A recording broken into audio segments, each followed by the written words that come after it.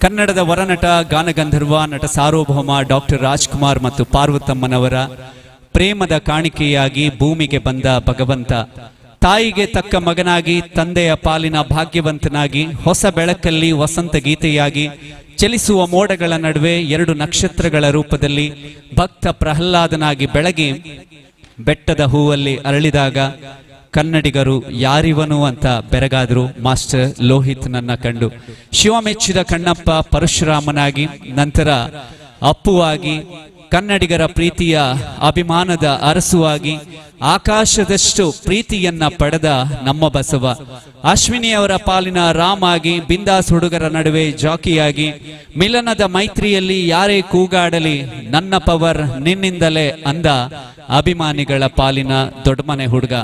ಕರ್ನಾಟಕದ ಯುವರತ್ನ ನಮ್ಮೆಲ್ಲರ ಪ್ರೀತಿಯ ರಾಜಕುಮಾರ ಗಂಧದ ಗುಡಿಯಲ್ಲಿ ನಗುವಿನ ರಾಯಭಾರಿಯ